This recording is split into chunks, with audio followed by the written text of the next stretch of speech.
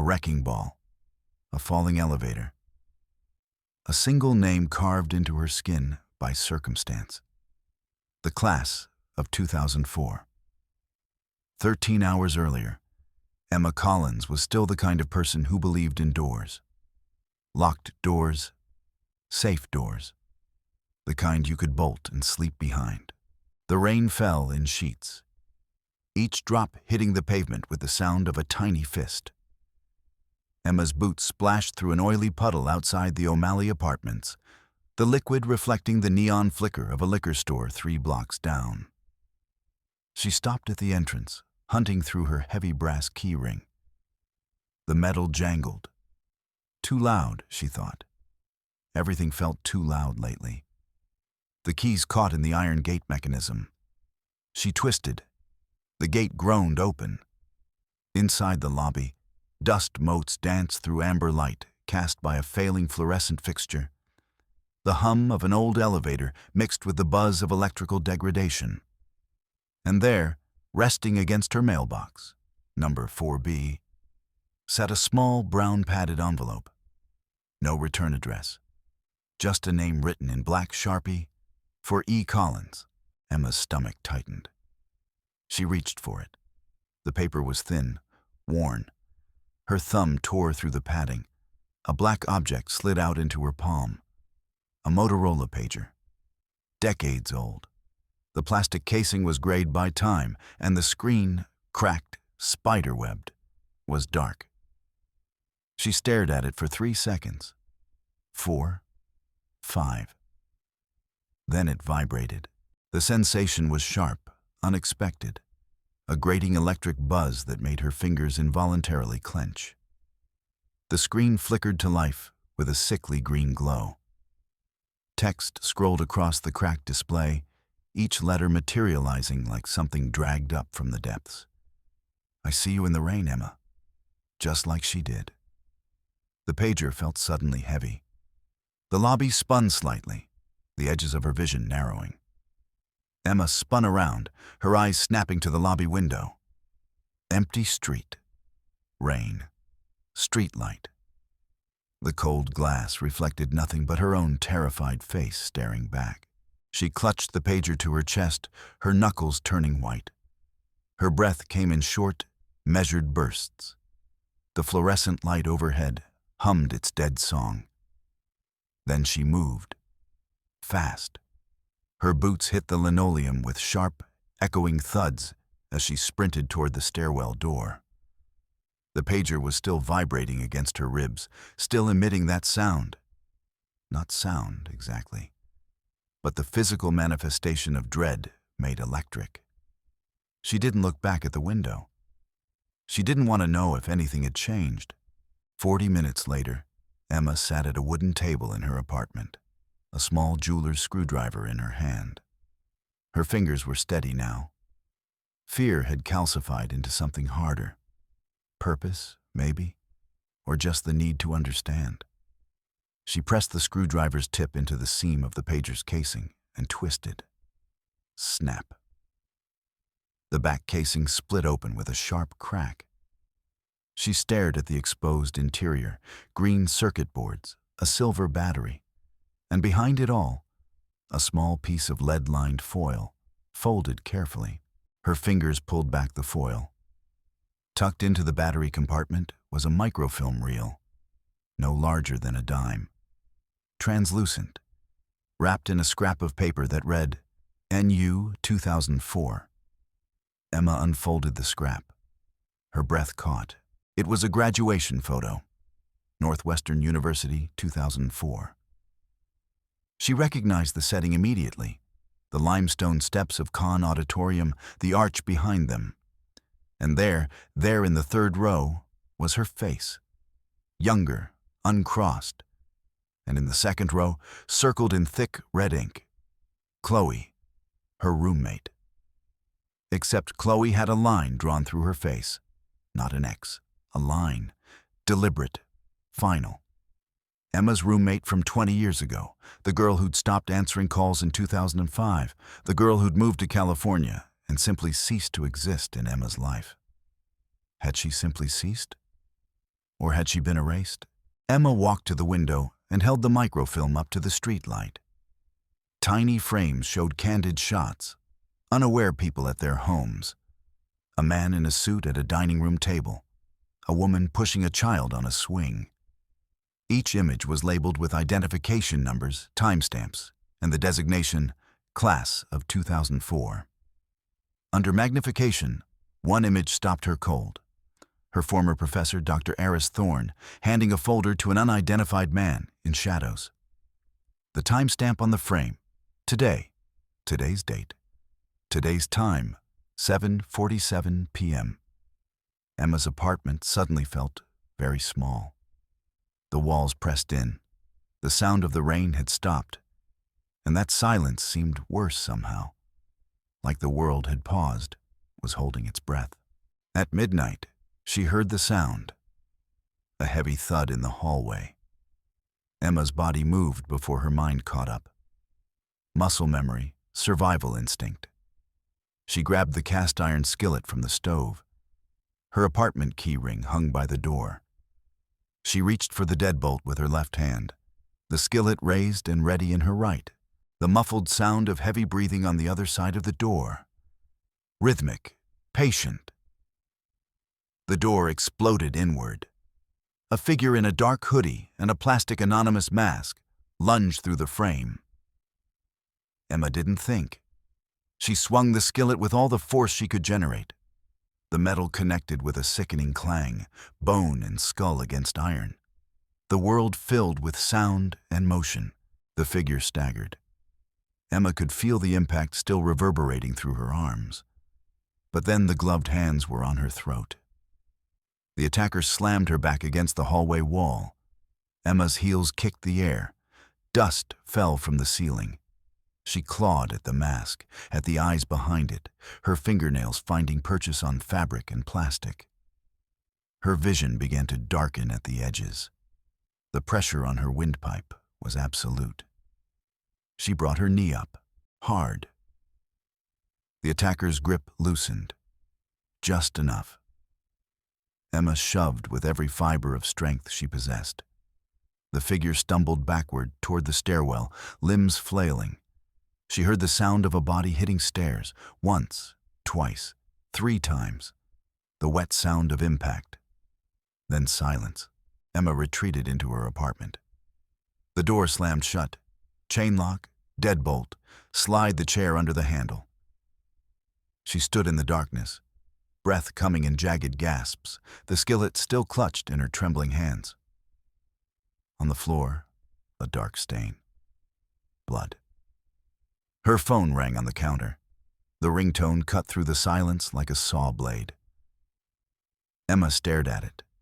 The screen displayed, "Unknown caller." She didn't answer. The next morning brought a choice that felt like no choice at all. Emma moved through the corridors of Northwestern like a ghost moving through walls. The mahogany panels on either side of her seemed to lean inward, closing the space. Her shoulder bag felt impossibly heavy. The pager inside it, a small, dormant bomb. Office 302, Dr. Thorne's nameplate, polished brass. She raised her hand and knocked. "Come in." The office was exactly as she remembered it from senior year. Massive mahogany desk, walls lined with boxes. But now, the boxes seemed less like archives and more like evidence. Dr. Thorne was methodically shredding newspaper clippings. His hands moved with the careful precision of someone who had done this many times. He looked up. Wire-rimmed glasses. A smile that didn't reach his eyes. Emma. What a surprise. She slid the microfilm reel across his desk. It skittered to a stop inches from his right hand. His fingers froze. For a moment, nothing. Then he carefully opened a drawer.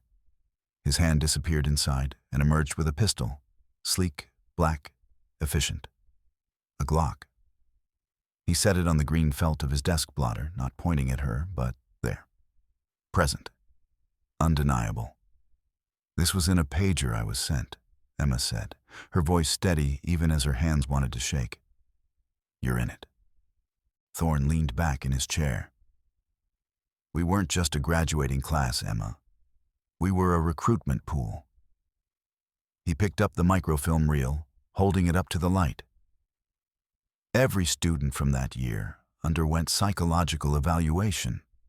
Comprehensive. The ones who passed, well, they were placed into positions of influence. On the wall behind him, a photograph caught Emma's eye. Thorne stood with someone she knew. Sarah, her best friend from work.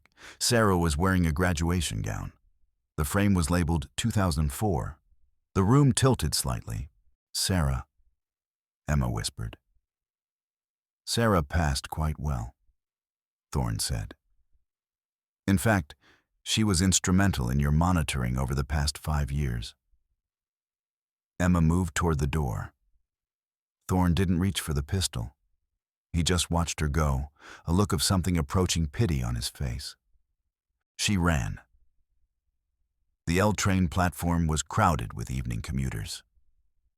Emma burst through the turnstiles, her boots drumming on the metal floor. Behind her, 2 men in identical gray suits had vaulted over the barriers. Their eyes were locked onto her with the precision of predators.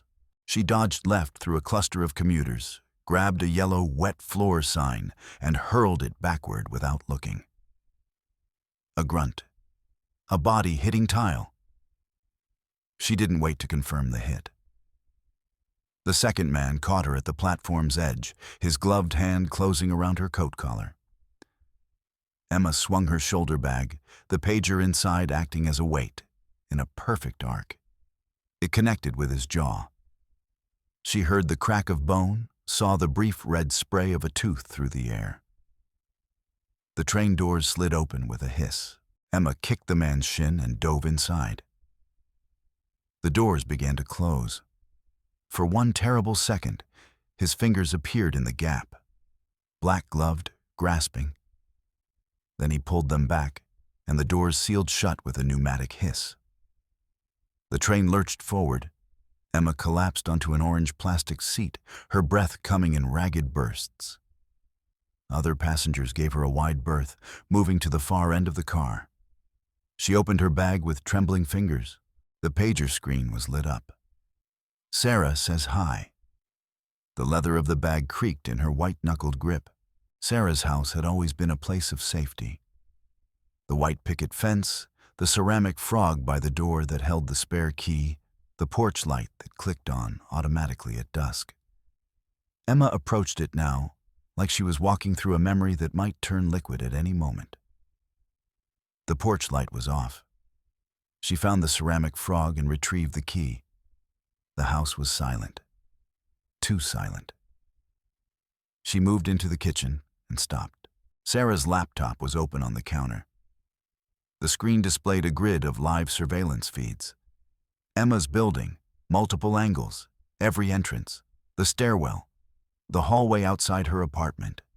The timestamps on each video were rendered in red numbers. Her hands moved to the keyboard.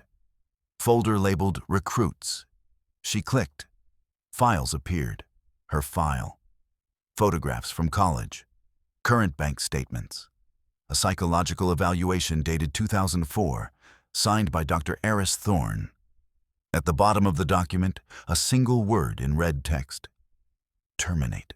The cursor hovered over a button labeled Confirm. You weren't supposed to come here, Emma. Sarah stood in the kitchen doorway. She was wearing a bathrobe. She was holding a heavy glass vase. Her expression was something between tired and bored, as if watching an old film she'd already seen too many times. You were supposed to keep running. Sarah continued, her voice flat and disappointed. Emma didn't move. The 2 women looked at each other across the span of the kitchen island. 20 years of friendship collapsed into this single moment. Sarah swung the vase.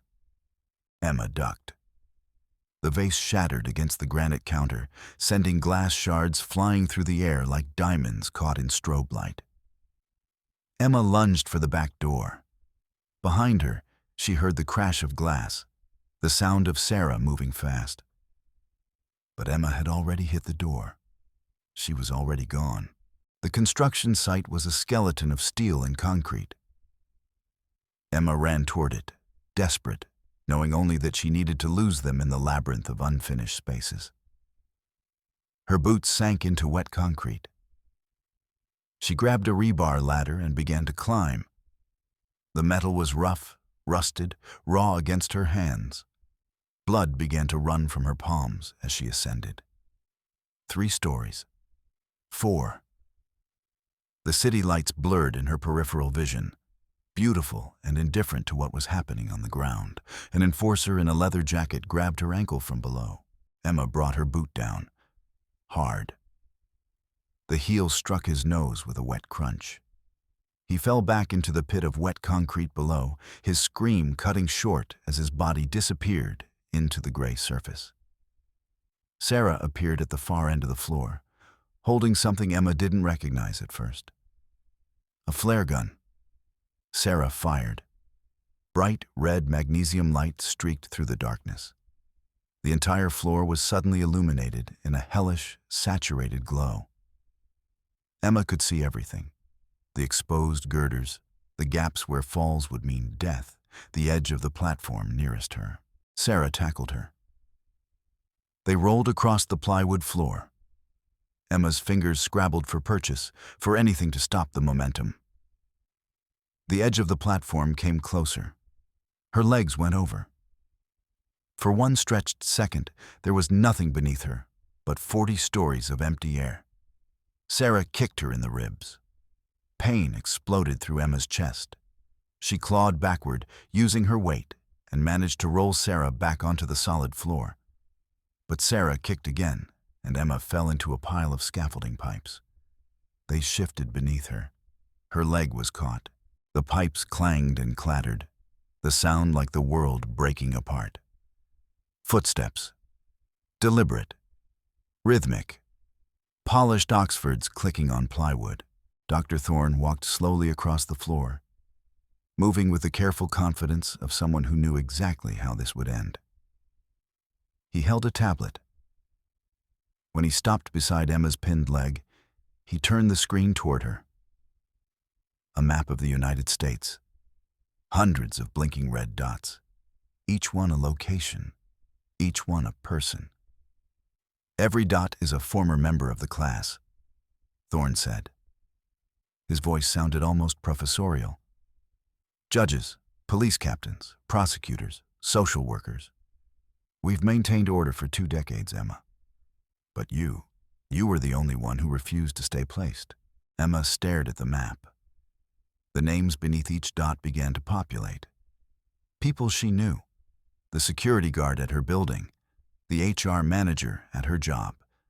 The mailman who delivered to her apartment. They were everywhere. We don't stalk for fun, Thorne continued. We maintain order. You were meant to be selected, groomed, placed in a position where we could direct your movements. But you were unpredictable. He pulled a small silver remote from his pocket. He pointed it at the massive crane looming above the construction site. The mechanical groan was the sound of destiny grinding into motion. The cable began to move. The wrecking ball, a black sphere of iron the size of a man's torso, began to swing toward her position. Emma found a loose bolt near her trapped leg. She began to scrape at the rusted pipe, holding her down, her fingers raw, frenzied. The shadow of the wrecking ball was swallowing the space where she lay. Sarah stood watching, her hand on Thorne's shoulder. For a moment, just a moment, something flickered across her face. Regret, maybe, or its memory. The wrecking ball swung closer. The wind from it knocked the breath out of Emma's lungs. Then it struck, not her, a concrete pillar behind her. The impact shook the entire structure. Stone dust exploded upward in a gray cloud that filled the frame, filled her lungs, filled the world. When the dust settled, Emma was still there, still alive. The ball swung backward, gathering momentum for a second swing. Thorne turned away, satisfied. He checked his watch, gold, expensive, and walked toward the service elevator. The orange down arrow lit up. Sarah remained. She pulled a small pocket knife from her pocket. The blade opened with a snick. Emma prepared for the end. She closed her eyes and waited. Instead of pain, she heard the sound of rope being cut, the nylon ties that held the scaffolding pipes together. Sarah sliced through them one by one. The weight shifted. The pipes began to roll. Emma's leg came free. She didn't pause to consider why. She didn't wait for an explanation. Emma rolled out of the way, just as the wrecking ball obliterated the space where she'd been pinned moments before. Debris scattered like shrapnel. She was on her feet, ignoring the screaming pain in her leg, moving toward the elevator. Thorne was inside. The doors were closing. Emma jammed the cast-iron skillet, still in her bag, into the door gap. The metal caught the pneumatic mechanism. The doors stopped, sparked, groaned. The elevator car was suspended, trapped between closing and staying open. Thorne's face appeared in the narrow gap. Terrified, Emma pushed the skillet further. Thorne pushed back from inside, his polished fingers grasping at the metal. She reached into the gap and grabbed for the remote. Her fingers closed around cold metal. She twisted. The remote came free. She ran toward the crane's control box on the wall. Industrial buttons. Red, yellow, blue. She slammed her palm onto max load and emergency release simultaneously. 2 loud clicks. A siren began to wail on the crane. High above, the wrecking ball cable snapped. The massive iron sphere fell vertically, dropping through the roof of the elevator machine room. The elevator car with Thorne inside dropped like a stone. The sound, a terrifying, long, metallic scream as the car fell past the cable, whiplashing through the air. Then silence. The construction site held its breath. The lobby of WGN News smelled like coffee and ambition. Emma stood before a young, hungry-looking reporter, her bandages wrapped tight beneath a new, cheap coat. She handed him a thick manila envelope. The words on its face, written in bold black ink. The class of 2004. Everything is on the microfilm, Emma said. Her voice sounded hollow, something carved out. Every name, every victim, every location. Don't look for me. The reporter opened the envelope. His eyes widened as he saw the microfilm reel, the graduation photo, the documentation of 20 years of predation. When he looked up to ask a question, Emma was already walking through the revolving doors.